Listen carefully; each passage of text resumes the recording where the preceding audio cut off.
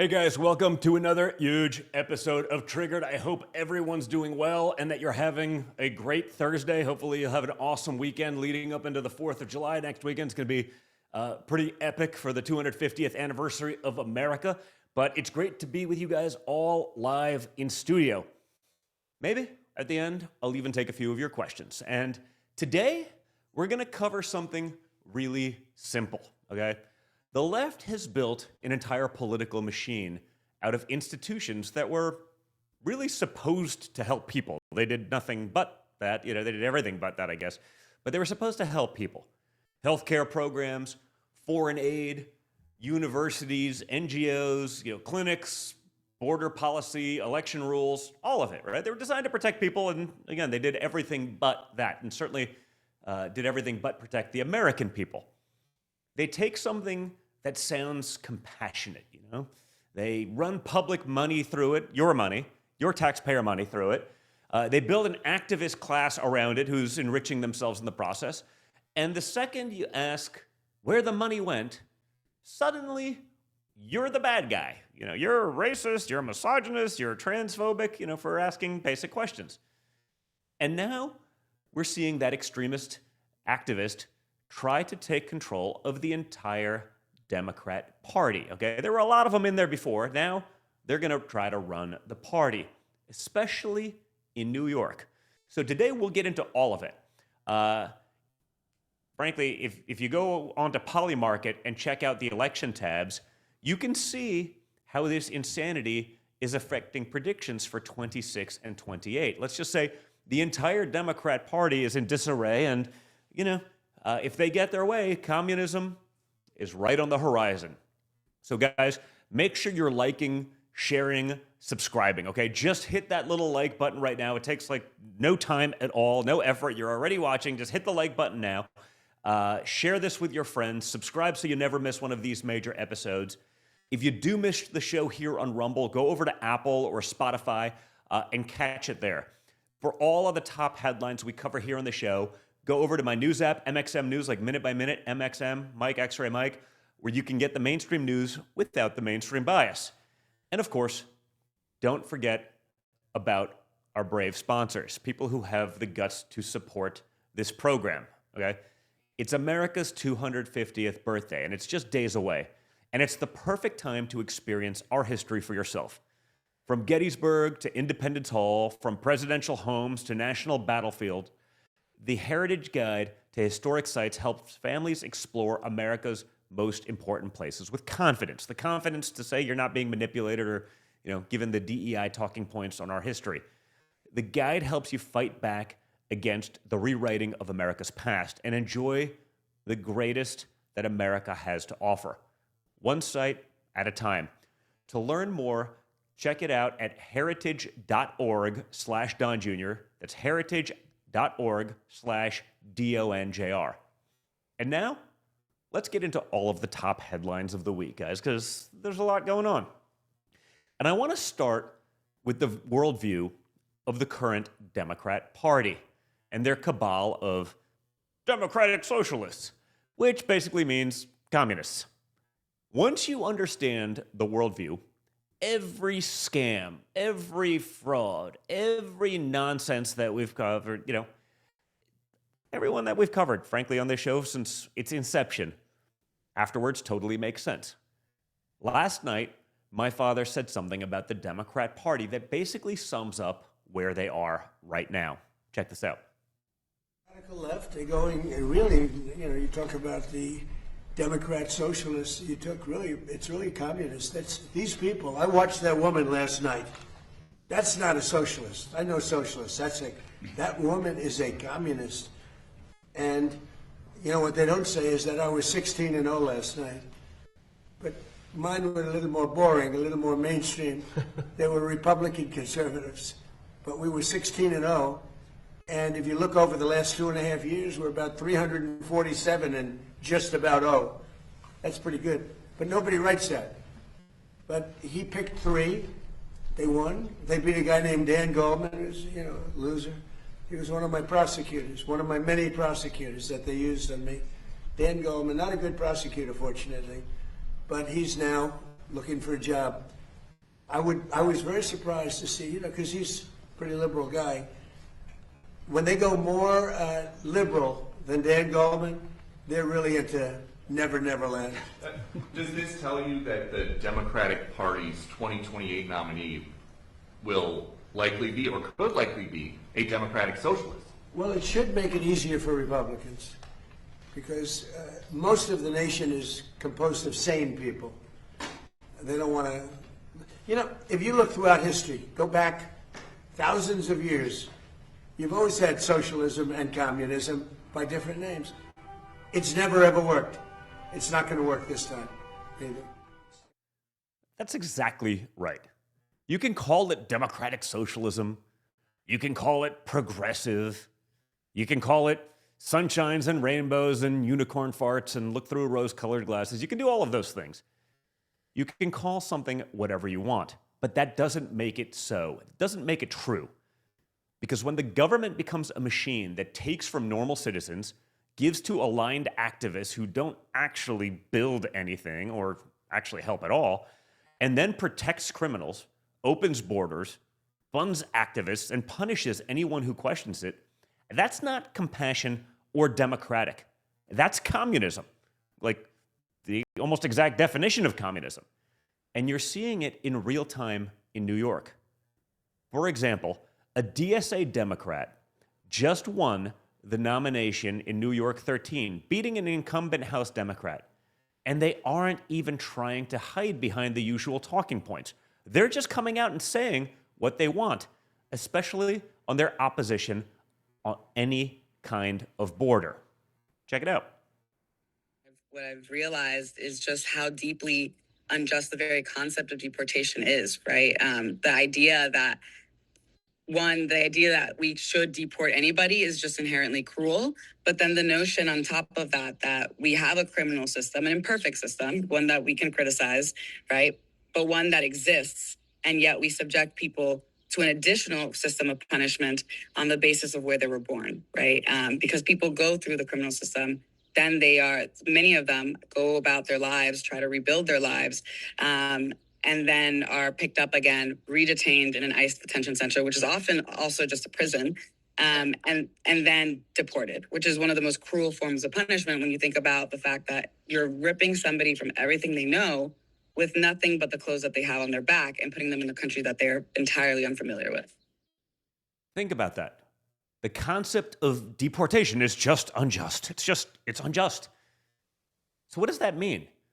If you're here illegally, you can just stay forever. You can take all of the benefits. You don't have to contribute or pay. You don't have to do anything. You can just get all the upside, none of the down. You don't have to pay for it. You get to pay for that. You, the American citizens, have the privilege of paying for that. If you overwhelm the schools, the hospitals, the shelters, the police, the neighborhoods, too bad. The American citizen just has to absorb all of it because deportation hurts the feelings of the political class. That's what's scary, guys. They're not even pretending anymore. They used to, perhaps a lot of these people definitely believed that, but they wouldn't say it out loud. They did what they could to get elected, and they tried behind the scenes. Now, the thought leaders of the Democrat Party, the people who are winning these elections, they're just saying the quiet parts out loud for the first time probably ever. And she didn't stop there. MSDNC asked whether she was a communist. Whether she was a communist, just right out there. And here's how she responded. You're going to appear in all sorts of people's ads, all sorts of Republicans' ads to say, this is what you're going to get if you vote for the Democrats, a communist. You know, I think that framing is one that I've been very proud to be able to say I don't respond to, one in which I have been very intentional to say I won't be reactive.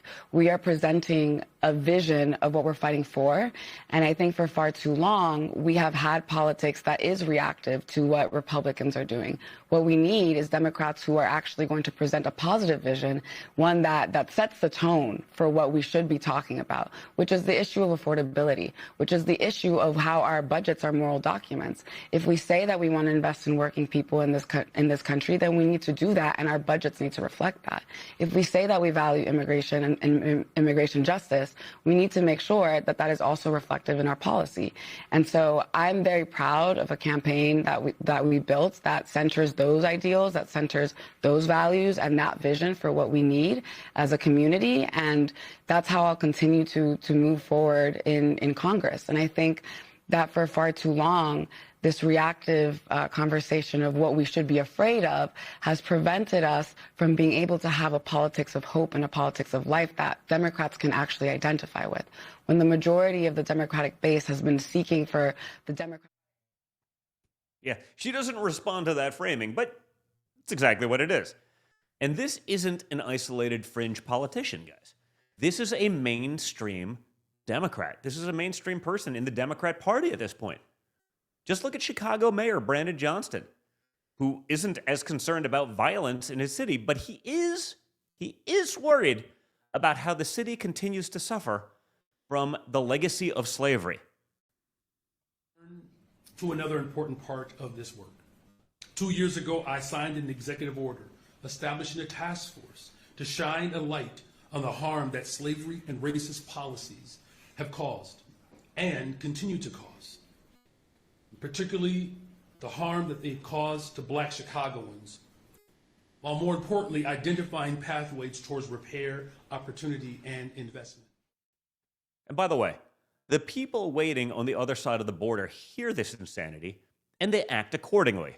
Okay, it's like a welcoming bell.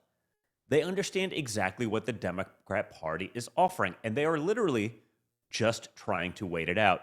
They're going to wait, see till a Democrat gets in power. They know they're going to be able to come in. They'll know they'll get all the benefits. They'll get all the programs. They'll do this. They probably won't contribute. Many of them haven't. Doesn't mean there's not some that will. The ones that do and the ones that are great Americans tend to have gone through the process and done so legally. Watch what they had to say over at DHS.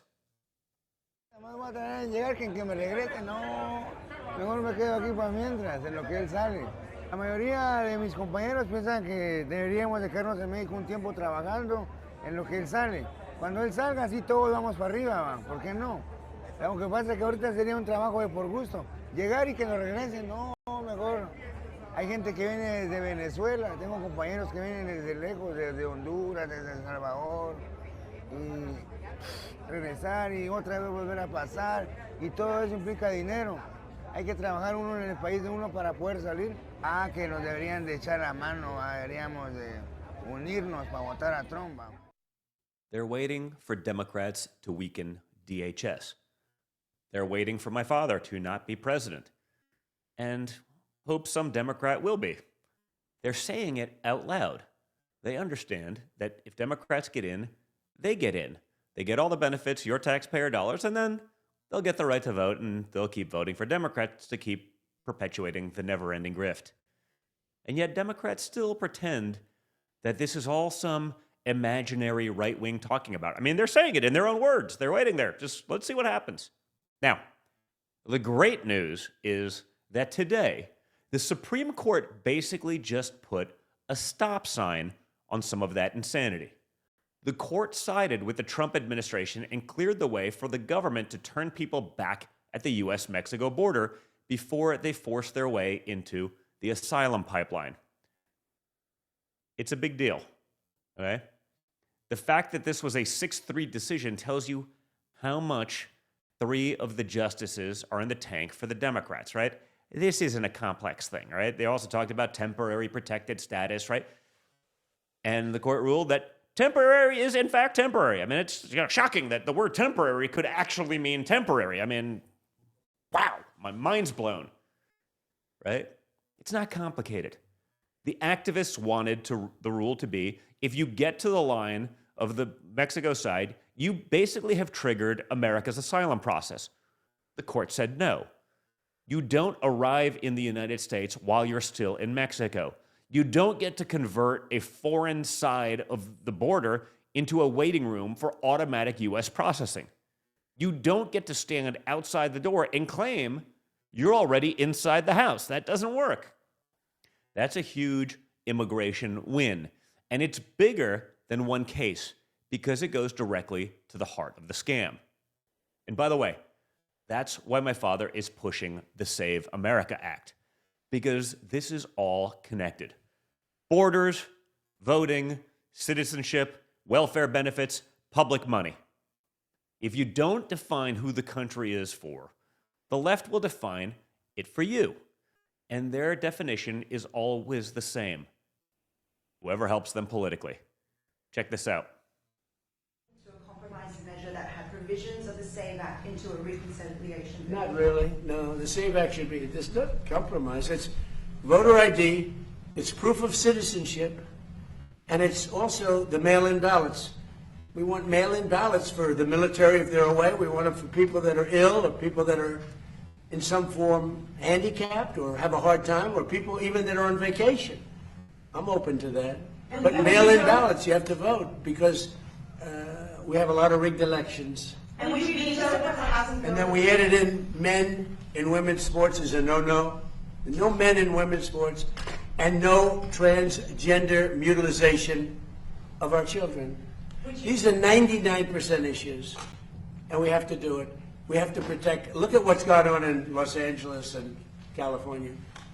The vote still hasn't been counted. What's it, 2 weeks now? It still hasn't been counted. And I don't know Spencer Pratt, but I watched him, and he was doing really nicely. All of a sudden, he's out. And I said he was going to be out because he was doing well. And then a week later, they started saying, oh, he's starting to lose favor. He's starting to lose. I said, they just rigged the election. And they were going to do that with Steve Hilton. He's a good man. And I asked the U.S. attorney to go look at their votes. And as soon as I did that, they announced that Steve Hilton would be a finalist. So, we have rigged elections. Now, in my case, I made it too big to rig. Remember the expression, too big to rig? But we have rigged, and we have to have voter ID. If we don't have voter ID and proof of citizenship, but basically it's the Save America Act. Everybody wants it. Everybody is it, including Democrats. 87% of Democrats want it. Not the leaders, because they want to cheat. Their policy is so bad, they're unelectable. Wow, guys. Photo ID, proof of citizenship, no mail-in chaos. This is the stuff that I spoke about with Bernie Moreno of Ohio, the senator there, just on Monday. These are things that happen all over the world. That happened in Colombia in the election this last week. And miraculously, once they got rid of the billions that USAID was funding to push left-wing BS in those countries, they got conservative wins. They didn't have this nonsense. They're able to count millions of ballots in hours. Hard to believe. These are 99% issues, meaning normal people understand them immediately. Why can't the Senate? Why can't Mitch McConnell or Lisa Murkowski? Aren't they supposed to represent their voters in those places? Those people want it. And by the way, even Democrats want it, right? It's an overwhelming issue, even on the Democrat side. The only reason Washington acts like these are controversial things is because the Democrat machine and some DC Republicans refuse to use any common sense. Okay? The Democrats have taken advantage of forever, and some of those weak Republicans probably get a tiny piece of the action. And so it's just like, oh, well, they get the disproportionate piece of the action, but I guess if they're going to give us a little bit of it, we'll keep voting for this BS or preventing a vote on something as significant as it is, again, that all of the people want. Because the same swamp that wants no border, no deportation, no citizenship line, and no election verification also wants you to stop asking where all the money went and where to find it. Whether it's daycare centers, whether it's hospice centers, Medicare scams, you name it. They don't want to know where the fraud came from. They were happy with it. Didn't really matter. Didn't affect them that much. Billions of dollars down the drain. And they couldn't care less. And the numbers in the healthcare sector alone are absolutely shocking. Which brings us to yet another example of just how far the left will go to build a fraud factory. It's something called 340B. Now, 340B was supposed to be a drug discount program for safety net providers. The idea was simple enough. If a hospital or a clinic serves a lot of low-income or vulnerable patients, it can buy certain outpatient drugs from manufacturers at a steep discount. Then that provider can still bill Medicare, Medicaid, private insurance, whoever, at the normal reimbursement rate. And the difference, the savings, the spread, the delta, is supposed to help that provider stretch scarce resources and keep the doors open and expand care for people who actually need it. Sounds nice, right? Sounds wonderful. Of course. There are a million transparency problems here. Patients do not always see the discount directly. Hospitals and clinics do not always clearly account for where the savings and revenue go. And a huge amount of this now runs through contract pharmacies, third-party administrators, billing systems, fees, and a bunch of middlemen. And who knows what else? When you create a huge pot of money, give powerful hospitals and clinics access to it, let them run it through a bunch of middlemen, and don't require real transparency on where every dollar goes, you don't just create a healthcare problem, you create a fraud problem. And it goes even further. Frankly, it goes much further than that. Federally qualified health centers generating millions in drug markup profits, providing little clarity care while raking in subsidies intended for underserved patients. And of course, this story brings us back to the fraud capital of America, Minnesota. Everybody watching this show already knows the Minnesota fraud issue. Feeding Our Future, a welfare fraud, Somali daycare fraud, and it gets even worse. In Minnesota, we see it with Somali community networks and the relationship connected to Ilhan Omar's family. And we see it with Omar's $2.2 million in earmarks to an organization run by her sister, connected to this exact program. And it's not just Minnesota, shockingly. I know you're shocked. You're surprised to hear this. Look at California. Look at the way big healthcare nonprofits and hospital systems become left-wing political actors. Campaign money, ballot fights, lobbying, government grants, public programs, 340B money, and all of it starts blending together. And then they tell you it's healthcare. But in reality, there's built-in kickbacks for everyone who gets to touch it along the way. It's just another way for politically connected health systems to print money while Democrats get the political upside. Is the 340B program helping poor patients afford medicine? Or is it freeing up money inside activist health systems to push ideological medicine, gender activism, and political advocacy that taxpayers never voted to fund? Unfortunately, guys, I think we all know the answer. Hospital systems, contract pharmacies, abortion clinics, illegal immigration services, campaign money, all working together to get rich off of you taxpayers, while fueling the left-wing woke fraud machine. And while we're on public money getting routed through, respectable sounding institutions, let's talk a bit more about USAID, because this story is absolutely unbelievable. New reporting shows that Anwar al-Awlaki, an American citizen who later became a high-ranking figure in Al-Qaeda, received U.S. taxpayer-funded college. Anwar al-Awlaki, Al-Qaeda, he received U.S. taxpayer-funded college. Okay, you got to pay for his college. You struggled to pay for your own kid's college, but congratulations, you all got to chip in on Anwar al-Awlaki before he joined Al-Qaeda, and maybe he was already in Al-Qaeda. Who cares? The Democrats didn't matter. He was able to get taxpayer-funded college after claiming he was born in Yemen, even though he was actually born in Las Cruces, New Mexico. You can't make it up. So let me break this down.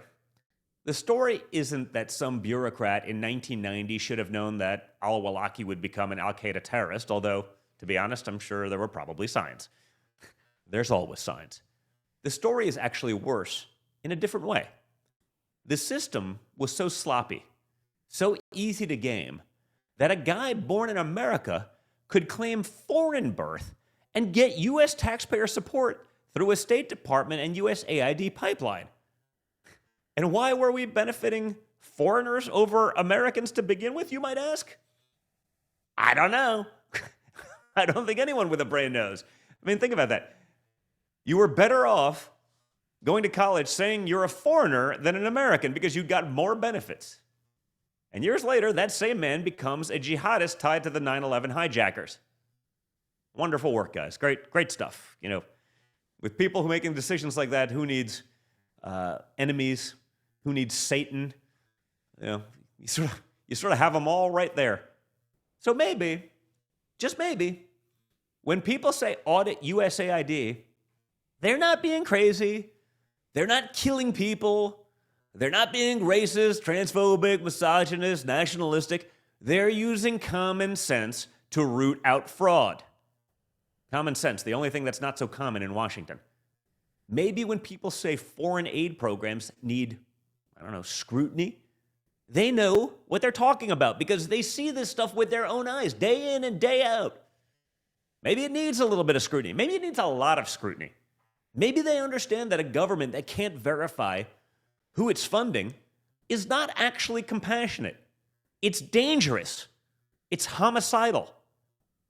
It's civilization ending. And speaking of which, remember the Eco Health Alliance and the Wuhan lab? And if you watch the show, you know where this story is going.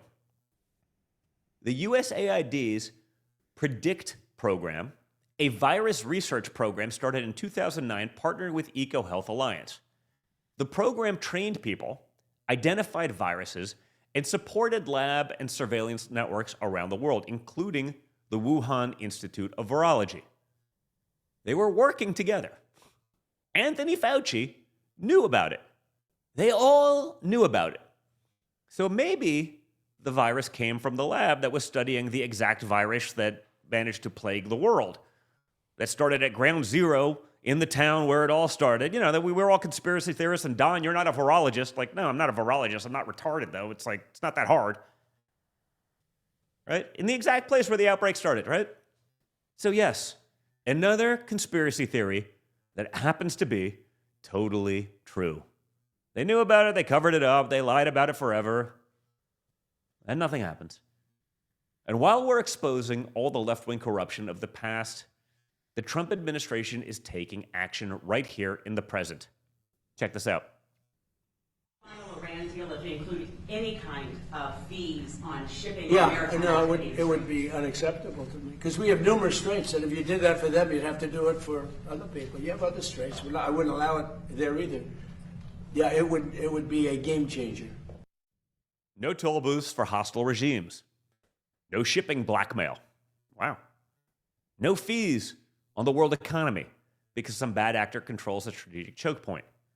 When disaster hits a country with a corrupt regime sitting on top of critical resources, you don't treat it like a local weather story. You watch it like a national security story because that's how serious countries think, because it is a national security story. Now bring it back home. What's the common thread through all of this, guys? It's not just 340B. It's not just USAID. It's not just deportation. It is the machine. The machine says the border can't be enforced.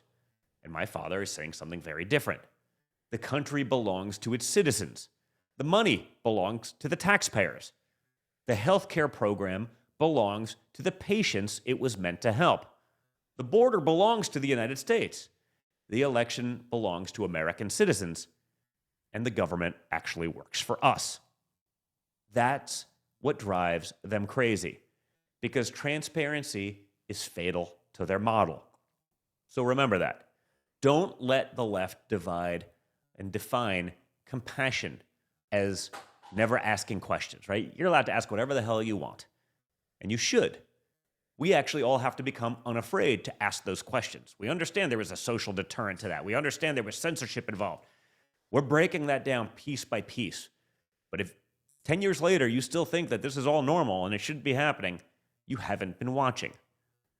Don't let them define democracy as never verifying citizenship. That's not democracy. It has nothing to do with democracy. It has nothing to do with our republic.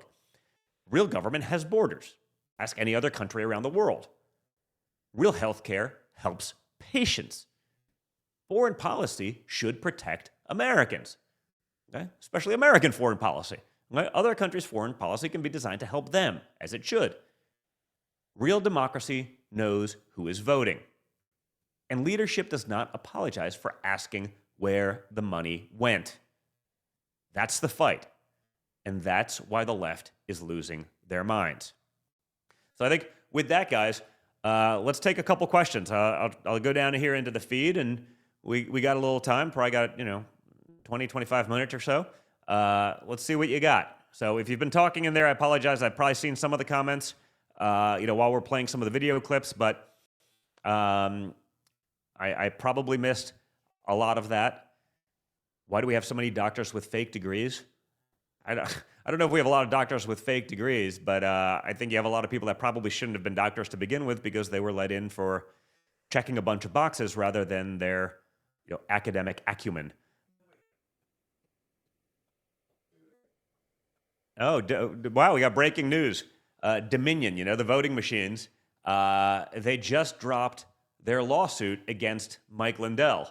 That's interesting, where they're trying to say he was lying about all the things that he was saying about the voting machines, which is probably interesting, because if they had such a rock-solid case, you'd think they'd go through with it, unless, I don't know, maybe Mike Lindell was right about a bunch of those things. I know the numbers certainly made a lot of sense. I'm not sure he got everything right. I imagine he got a lot of it right, because I was there, and I saw a lot of these things. And as a sentient being with a brain and an IQ above 3, you start saying, I don't know, this doesn't make sense. Whether it was Joe Biden not doing so well in the election in 2020, and all of a sudden, magically, just out of nowhere, at 2:30 in the morning, everything has to stop. And look, 100% of the votes of this, 48% district, 100, they all went to Joe Biden. Just like Spencer Pratt, he's doing pretty good. He may end up in the runoff. He's doing pretty good. Coming in number 2. Look at that. Mail-in ballots over the coming weeks. Columbia can do their election in a couple hours. Spencer Pratt, election day. We don't know. It looks like he's in second place. He's in a solid second place position. And it's gone. It's like the South Park episode. And it's gone. A week of mail-in ballots comes in. They didn't go for the Democrat who was actually winning. It went for the third place Democrat, who would be the guy in one of those elections in California. It's the top 2, even if they're from the same party. So, shockingly, they all went, almost all, like 99% went for the third place Democrat, not for the Democrat who was actually winning and statistically would have gotten the majority of those votes based on how everything else went. Magically, all of the mail-in ballots over those coming weeks went to the third place person. It's wild. Democrats. Yeah, no, it's true. I was with my father last weekend for Father's Day weekend, and we put out that poll. Which do you like better, Democrats, D-U-M-O-C-R-A-T-S, or D-U-M-P-O-C-R-A-T-S? And we put out the poll. People seem to like Democrats better. I figured I was only concerned that they're like, people don't know how to spell dumb. I was like, I don't know. Either way, the name hits, and it works. Do you fish the Bahamas? What species? I do. I've done everything in the Bahamas, from bonefish and some of the stuff in the flats to offshore stuff for tuna and all of that, to deep dropping. I like to go out with the kids. Sometimes, honestly, with the kids, just getting out there and doing some deep drop stuff for some of the snapper species, and the grouper is a lot of fun. And then we love to go down there for lobster season. I think that starts August 1st. May try to get down there with the kids in August sometime. Let them go do some lobstering. It's awesome. So, I do try to get down there a lot. Let's see.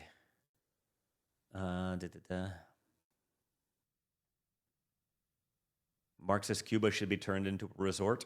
It seems, listen, I'm hoping that the Cuba situation gets resolved. I have so many great, friends here from Cuba, especially, in Florida. Obviously, it's a huge place that they'd love to see their country return to its former glory.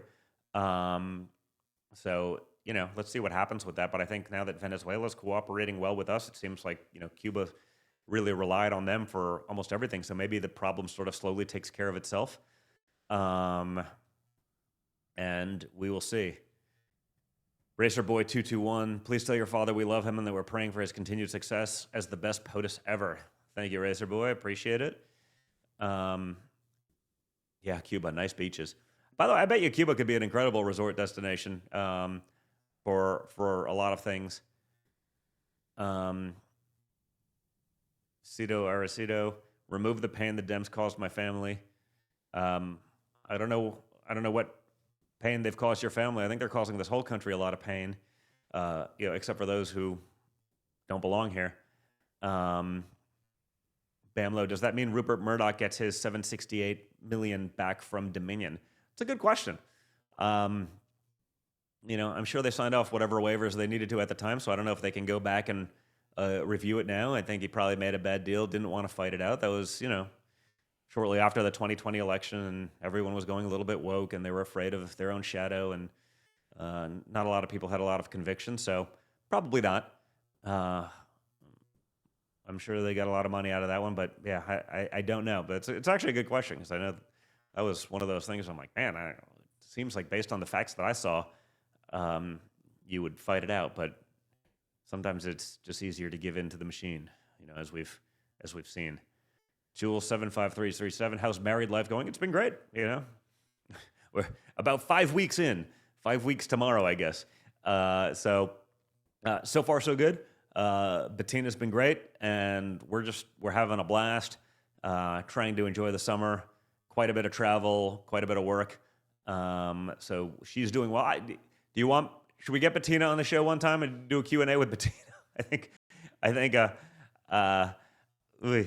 I could get in a lot of trouble on that one, but should we do a show with Bettina? Have her on here, and we can take some of your questions. As long as now with her, guys, you got to keep some of the crazy out of it. Okay, because this is just a normal, lovely lady. I think she'd read some of these things and be like, "What is going on in the chat there?" But yeah, it's a big red, white, and blue. Thanks. You've been an Apprentice fan from day one. I really appreciate that. That was a fun one. Do you think 4 years of tyranny shows? Do you think 4 years of tranny shows is a bit much? Yes. I think any amount of incessant tranny pushing is quite a lot. Is quite a lot. It's been insane. But it's interesting. You see the stuff that's coming out now, and some of the woke movies, and and honestly, people have had enough. Casey J. Gates gifted 5 subscriptions to Don Jr. I appreciate that. That's awesome. Thank you, guys. Let's see. You'd get in trouble if you brought her on here, Don. I think that's right. I think that's probably right. Hey, Don Jr., do you think you might do a hunting expedition sometime? I do a lot of them. I just, if you haven't seen it yet, go check out I have a sort of an outdoor multimedia company called Field Ethos Journal. We do like a quarterly print journal, like really, sort of a high end, almost like the old school magazines. None of this, hardish cover, heavy gauge paper, good writing. We're not trying to sell you shit that you'll never actually use, like a lot of the stuff that's out there. So really good stories, bringing back the old and new, totally unapologetic. If you haven't checked it out, check out Field Ethos Journal. And if you I know we've definitely filmed some of the hunts for that. I haven't necessarily done it on the show. I should probably just run some of those things, because we do some cool stuff, whether it's spearfishing, overlanding, the fishing stuff, some of the hunting stuff.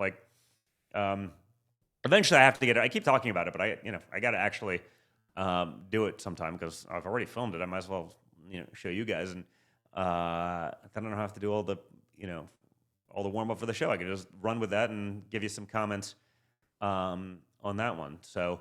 But yeah, if you haven't checked it out, check out Field Ethos Journal. You can check them. Check out Field Ethos on Instagram, and subscribe to the mailing list. It's actually pretty funny, and there's some good stuff in there. And I think you'll like a lot of the writing, and it's sort of a clue into either my adventures or the adventures of my friends. High Plains Drifter. My mom died last night at 10 p.m. I'm really sorry to hear that. Praying for you and your family. Casey Gates. We have pigs to hunt in California, Don. Let's go, player. I live in Florida. We got more pigs than probably anywhere in the world. And so I just actually went out last weekend with my son doing a thermal hog hunt, and we did, let's just say, really well. I don't even want to say the numbers because people will go nuts. But it was a lot. Suppressed thermal in autoloaders is it's a recipe for success. Out here in Florida, there's just so many, and they just do so much damage and destroy so much. Frankly, you can do it every night and never put in a dent, but it's still a lot of fun. So, let's see. Kelly Song thanking Casey Gates for the subscription. That's cool. Hey, I haven't even seen that feature. So you guys can you can send someone else a subscription to this or whatever it is, and they can check it out. Let's see. Mad love chat. Yeah. By the way, this one's more sane than often. Sometimes I think I saw some of the guys just blocking some of the people who just repost the same comment over and over and over. And it's like, I've probably hit it. I'm just not going to get to it every single time we do one of these. So, it just, doesn't make sense. Contract on Google terms and they accept USDT. I'm not sure what that's going to do, but I'll keep it under advisement. What's your favorite hunting caliber? Ooh, no more cover-ups. Let's see. Honestly, it depends what we're doing. And, guns are like knives, right? They're, or fishing rods. Like, they all don't, you can do everything, go out with a 375 and you can probably kill everything in the world, but it's not so much fun to shoot at, smaller stuff. So I guess, all around big game, North America, probably a 300 Win Mag, unless I'm, maybe going to the, brown bear, grizzly bear stuff, then I'd probably go up to that 375 if I'm shooting deer, any of the good 6.5 PRCs, 6.5 Creedmoor, even some of the good, 6mm cartridges. Obviously, the standard's 243. Sometimes it's cool to go out with a lever gun 30-30 and, just, stalk stuff in the woods, Moni84, we want to see Bettina on your show, okay? I'm trying to keep up. 375 versus ground squirrel, yeah. Well, I just got a story about that. I was not a 375, but we were out in Montana. I was out with Senator Steve Daines and Greg Gianforte, who's now the governor, and it was sort of a funny story. They were like, "Hey, Don, can you come out and do a couple campaign events for him when he was running?" And I said, "Sure." They know they can usually bribe me by taking me hunting, so we went out to Engelmar, Montana, which is in the middle of nowhere. The only bar in the nearest town, literally their dish is it's just slices of raw onion with some tangerines on top and a sauce. So just to put things into perspective of how remote you are, and they're like, we're shooting prairie dogs. And we were having a blast and did a lot of, got rid of a lot of those rodents that, end up hurting cattle and horses and stuff like that because they dig holes on the ground. Horses and cattle step in it, break their ankles, and then they're done. So, sort of important varmint to get rid of. And, I guess we posted something about it and someone in the local paper wrote up, and then it got to the New York Times. And New York Times does this crazy story, and I hadn't yet seen it. And I wake up one morning, I think it was Monday or Tuesday, whatever it is. I wake up really early. It's a call from my dad. This was during the first term. And he goes, "What the hell are you doing in Montana shooting pregnant dogs?" And I'm like, what are you talking about? The New York Times says you're shooting pregnant dogs. I'm like, pregnant dogs? Why would I shoot pregnant dogs? I don't even know. I'm like, it took me a while to figure out what the hell he was talking about, because it was when I'm looking at this article, I'm like, pregnant dog? You mean prairie dogs? It's basically one's a ground rat, the other is a pregnant dog. Very different, but the New York Times did not know the difference, and so they decided to write an article about me shooting pregnant dogs, which was, let's just say, fact check false, but pretty funny nonetheless. But what we did use the 338 Lapua improved, which is sort of a custom chambering that's actually a little bit bigger and faster than a 338 Lapua, and which is a very large round for an animal that's about this big. And so that was pretty fun. And some of the impacts at even 700-800 yards on pregnant dogs, prairie dogs, was pretty amazing. So that was a fun trip, and ended up being kind of a fun story. But yeah. There doesn't seem to be much left of the smaller stuff if you use a 375. No, there is not. Although sometimes the big calibers, they're so big, so fast. On the small stuff, they don't even sort of expand. They just sort of push right through. So it's not always that bad. Sometimes it's the smaller, super high velocity light stuff. That speed kills in a lot of cases, especially on the small stuff. So not always the case, but yeah, it's just. Shooting a 375 on small size, you don't need it. I'm a big believer in use enough gun, but within reason. And as I get older and my shoulder's just not what it used to be from years of rowing and lifting and fly fishing and sort of worn out, if I can avoid that extra recoil sometimes, I will. Use a 458. That's worse than the 375. So I have used them. I've used them in Africa on some big dangerous stuff, but probably not what I'm using for anything in North America if I can avoid it. Nothing the 375 can't do just as well if you make a good shot. I guess the most dangerous thing in probably North America. I've had brown bear and stuff like that. I've killed them with a bow and arrow. So if I can do it with a bow, I'm sure I can do it with a 375. And in fact, I've done both, so I know that it can be done in both regards. Let's see. We had a school bus kid's grandpa come out here and harvest 15 squirrels in 1 hour. It's supposed to be a clean cut, and the whole skin falls off with a good tug. Yeah, I mean, the ground squirrels you're not typically eating. That's literally just trying to preserve the land and stop them from damaging sort of the domestic livestock and all of that kind of stuff. Are aliens demonic? I guess it depends on the alien. I don't really know. I just think, I've spoken about this a little bit in a couple shows ago. I was like, I guess I just don't have the hubris to assume that we could be the only thing in a infinitely vast universe. And so, maybe they're just like us. Maybe, it almost feels like there has to be something about there. It seems like they're proving that, these days. But I'm sure there's probably a lot more than we could ever see because they either maybe they're not as advanced as us, or maybe they're equally advanced to us and they still can't get to here because we can't get to them. So I don't know if they're demonic or not. Guess we'll have to find out. Let's see.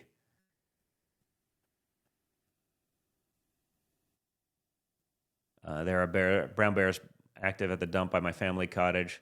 They look well fed. Yeah, the bears, they're sort of omnivores. They'll eat pretty much anything, and so the junkyards can be a place where they end up, quite a bit. When I lived in Colorado, after college, the black bears there used to just, they just hung out in town and try to get into the garbage cans in town and or at your house on a daily basis. And so we'll see. Franklin 779, wipe out the cartels, Mr. Trump. Well, it's not my choice, but I think, you saw the elections in Colombia the other day. I think those guys, got elected under the, the premise of, working on taking out the cartels. So I'm sure my father will work with the new president, El Tigre, down there, to do some damage to that. And I think that solves so many of our problems. We all know someone who's been plagued by the fentanyl crisis and someone who's died from it. And I mean, I think probably at this point, everyone in America probably has someone directly, not even not even degrees of separation. Do you believe in Bigfoot? And you got to believe, right? I don't know. I know I have some friends that literally swear they saw Bigfoot, but I was like, I don't know, man. I've seen things in the woods that look a little odd, and then you're like, oh no, it's just a bear or an elk or something like that. It's just you get a little flash. But at this point, guys, I'm not sure that anything would surprise me. Let's see. Any Greenland updates? Yeah, honestly, guys, I'm not involved. I did sort of the expeditionary landing in Greenland before they took over. I know Jeff Landry, the governor of Louisiana, is actually the envoy to Greenland. I could probably call and find out, but I sort of stay away from all of that stuff whenever possible. So we'll see. Someone's talking about not having been good with their gun when they got it. I know, but listen, just get out there and practice. I think it's important from a safety standpoint, especially if you have guns around the house even for self-defense purposes and whatever it may be. I think, train with them, teach your kids how to use them. I think when you do that and they respect, sort of the weapon and everything like that, you also end up with, a lot fewer accidents because, people understand the damage, they understand handling, basics, treat every gun as though it's loaded and don't ever point it at anything you don't want to destroy, whether you think it's loaded or not. Pretty simple stuff. Dr. Megan Knotts, own a PPC. Actually, I do. You must be way down the rabbit hole in shooting if you know about PPCs. So, yeah, I have 6 PPCs, 22 PPCs, some of the stuff that's based on that chambering and that caliber. And so, that's based off an old, I guess it's 220 Russian that, it's a bench rest caliber. It's for, supreme shooting tiny groups, putting bullets through the same hole. So I do have some old bench rest guns. I sort of, at one point in time, gone through every journey in shooting that there is for every kind of discipline, and, you know, played well enough to get, you know, pretty good, but, you know, the kind of loading and this, you know, honestly became too much brain damage. I just didn't have the time to do all of the things, you know, turning next to try to get brass 100% perfect. And it was very cool. The guns are just, you know, it's amazing what they can do, but it didn't end up being one of those things that I love as much as, you know, trying to shoot, you know, accurately long range in weird positions, and, you know, things that I could perhaps translate better off into, you know, my hunting discipline, so you can make harder shots with more certainty, etc. What do you think about Dell moving its legal headquarters to Texas? I don't think anyone has a choice. How do you stay in some of these, you know, leftist states that they're going to tax you to death, they're going to control you to death, you can't possibly fire anyone because they, you know, it's insane. I think between Texas and Florida, you know, and maybe Tennessee and some of these other places that aren't insane, you know, you're going to see a lot about that. Oh, you meant PPC, pistol caliber carbine? I've shot a lot of MP5s. You know, shot a lot of like the Rattler stuff, and, you know, yeah, I mean, I sort of grew up around guys that did a lot of that, so that was always fun to get out on the range and do that kind of stuff. I thought you were talking about the bench rest calibers, which is even further down the rabbit hole than, you know, the pistol carbine type stuff. But yeah, no, I've done all of it, but my you know, my passions are sort of long range rifles, precision. You know, my son's, especially my oldest son, he loves to, you know, do the handgun stuff. So we do a lot of, you know, steel shooting, that kind of stuff. So we'll see. I don't know what that means. Will President Trump please issue Brits asylum visa? Will President Trump please issue Brits asylum visas? Country suffering. He had a lot of problems. Britain they have to work on their shit and figure it out. So we'll see. Looking fit, Don. I can see you're putting on muscle. Oh, I'm trying. I've been able to be a little bit more consistent. That's the problem with my life, man. I can go, you know, you get consistent for a week or two, and then it's like 14 days of international travel, and, you know, or traveling around the country campaigning, and it's, you know, 5 events a day, and it's just like, I know it's not an excuse, but, like, you know, it's hard to do 5 events a day when you're, you know, ranting and raving for an hour on a mic, and then it's like, now I got to go work out and lift or run or whatever it may be. So not so easy. But I will. Casey Gates just gifted another 5 subscriptions. Thank you very much, Casey. You know, so I got to get better about it when I'm able to be home for a little bit. So I'm hoping the summer lull, you know, I can work from home. I can hit the gym for, you know, an hour or 2 a day, do those kinds of things. But I'm trying to get it back into that. I'm trying to get active on that, you know, the whole health kick, trying to do, you know, some of the, you know, the stem cell stuff, and, you know, all exosome treatments, when, you know, whatever I can. Like, it's, you can go down a rabbit hole on some of these things, but I've started trying to do some of those because, you know, I'll be 49 in December. Always been pretty, you know, in pretty good shape in my life. The things I do for fun sort of require that, and so if I want to enjoy them, you got to actually be in shape to do it. And so I'm trying all of that stuff right now. So I've been on kind of a healthcare kick and trying to do the sauna a couple times a week and trying to do the red light therapy if I can do it. And 45 minutes a day is all you need. I agree with that, by the way. Like, I think I've definitely actually noticed much more gains when I do a solid, you know, let's call it an hour, rather than when you're in the gym doing 2 hours and overdoing it. You know, the rest days are really important. And sometimes, because of my travel schedule, sometimes I can get in that rigmarole where, you know, I go to the gym and I'm home for, it's not often that it happens, but, you know, I'm home for a week and you go every day, and it's like you don't get the rest days, you don't get the time to, you know, heal up. And it definitely is not as effective as, you know, a solid 4 days consistently with rest days and doing everything else right. So anyway, guys, hey, I really appreciate you tuning in. Remember to like, share, to subscribe. I apologize. I got to run to a dinner, and I just realized I'm going to be late. But again, remember to like, share, subscribe. Just hit the little like button so you never miss an episode. Check out our great sponsors down below and in the video description, okay? They make this happen. Show them some love, especially if you need, you know, a product that, you know, they have to offer. You have alternatives. Maybe support those who share your values. Seems like common sense. And as always, guys, check us out on Apple, Spotify podcasts. If you get your podcasts here, you know, great. But if you are also on there. Subscribe there and then share it with your friends who maybe only go to those venues. Check that out. And as always, remember to stay strong, stay informed, stay engaged, and, always stay just a little bit triggered. Thanks a lot, guys. I'll talk to you all again on Monday.